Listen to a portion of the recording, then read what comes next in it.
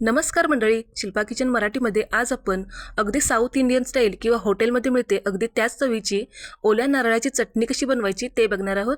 करायला एकदम सोपी आहे आणि खायला म्हटलं तर अतिशय चविष्ट अशी लागते आणि खूप जास्त वेळ सुद्धा लागत नाही, अगदी झटकीपट अशी बनून तयार होते। आणि तुम्ही ही चटणी इडली, डोसा, अप्पे, उत्तप्पम अगदी कशासोबत सुद्धा खाऊ शकता, इतकी सुंदर लागते। रेसिपी नेहमीप्रमाणे खूप साधी आणि सोपी आहे, त्यामुळे व्हिडिओ कुठेही स्किप न करता अगदी शेवटपर्यंत नक्की बघा। तर चला वेळ न वाया घालवता लगेचच आपण आपल्या रेसिपीला सुरुवात करूया। नमस्कार मंडळी, शिल्पा किचन मराठीमध्ये तुम्हा सगळ्यांचं खूप खूप मनापासून स्वागत।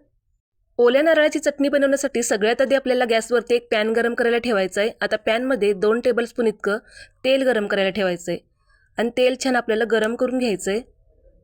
आता इथं तेल छान गरम झालेलं आहे। आता यामध्ये आपल्याला 1 टीस्पून इतकं जिरं घालायचं आहे।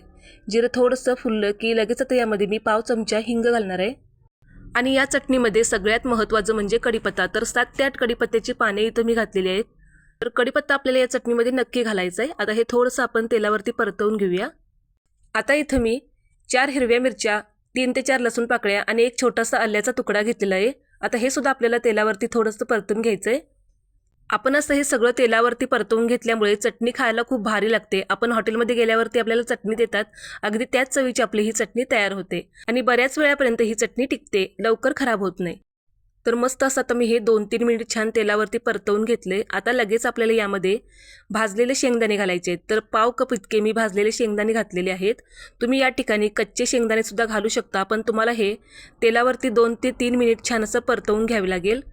आणि पाव कप इतकी इथं मी फुटाण्याची डाळ घेतलेली आहे, म्हणजेच डाळवं घेतलेलं आहे, जे आपण चिवड्यामध्ये घालण्यासाठी वापरतो तेच इथं घेतलेलं आहे। तर शेंगदाण्यामुळे आणि फुटाण्याच्या डाळीमुळे आपल्या चटणीला छान असा दाटसरपणा येतो आणि चटणी छान अशी एकसंध तयार होते आणि चवीला पण खूप भारी लागते। जर का तुमच्याकडे फुटाण्याची डाळ नसेल तर तुम्ही इथं हरभऱ्याची डाळसुद्धा वापरू शकता, पण तुम्हाला ती तेलावरती 1-2 ते 3 मिनिट छान अशी परतवून घ्यावी लागेल। आता इथं मी 1 कप भरून ओल्या नारळाचे काप घातलेले आहेत। तर इथं मी अर्धा नारळ घेतलेला आहे। तर आता हे ओल्या नारळाचे काप आपल्याला खूप जास्त परतवून घ्यायचे नाहीत, तर अगदी 30 ते 40 सेकंदच आपल्याला हे परतवायचे आहेत। अगदी 30 ते 40 सेकंद ओला नारळ परतवून घेतल्यानंतर आता लगेच आता इथं मी गॅस बंद केलेला आहे आणि आता आपल्याला हे पूर्णपणे थंड करून घ्यायचं आहे। आता हे संपूर्ण गार झालेलं आहे। आता इथं मी एक मिक्सरचं भांडं घेतलंय, तर आता हे सगळं आपण मिक्सरच्या भांड्यात घालूया।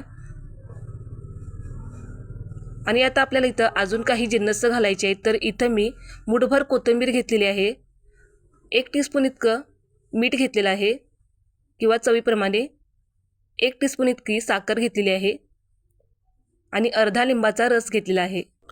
तर साखरेमुळे आणि लिंबामुळे आपली चटणी छान अशी चटपटीत तयार होते। तुम्ही लिंबाऐवजी आपण ज्यावेळेस सगळी जिन्नस परतवत असतो त्यावेळेस एक छोटासा चिंचेचा तुकडा जरी घातला तरी सुद्धा चालेल। आता मी हे पाणी न घालताच आधी थोडंसं मिक्सरला फिरवून घेणार आहे आणि आता हे मी थोडंसं मिक्सरला फिरवल्यानंतर यामध्ये आता गरजेनुसार पाणी घालायचं आहे आणि आपल्याला हवी तशी घट्ट किंवा पातळ चटणी तयार करून घ्यायची आहे। तर तुम्ही बघू शकता इथं मी मिक्सरला छान असं हे फिरवून घेतलेलं आहे। आता आपण ही चटणी एका बाउलमध्ये काढून घेऊया। तर आता इथे मी चटणीची कन्सिस्टन्सी ॲडजस्ट करण्यासाठी थोडंसं मिक्सरच्या भांड्यात पाणी घातलेलं आहे आणि आता यामध्ये हे मिक्स केलेलं आहे।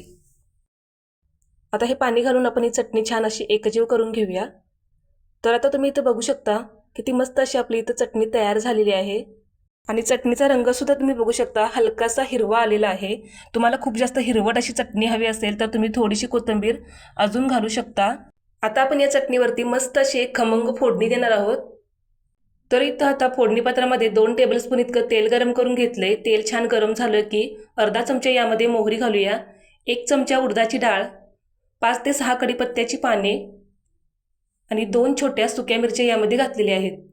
उडदाच्या डाळीमुळे चटणी खमंग अशी लागते, त्यामुळे आपण उडदाची डाळ सुद्धा इथं घालायची आहे। आता ही खमंग फोडणी आपण लगेचच या चटणीवरती ओतून घेऊया आणि ही खमंग फोडणी आपण छान या चटणीमध्ये मिक्स करून घ्यायची आहे।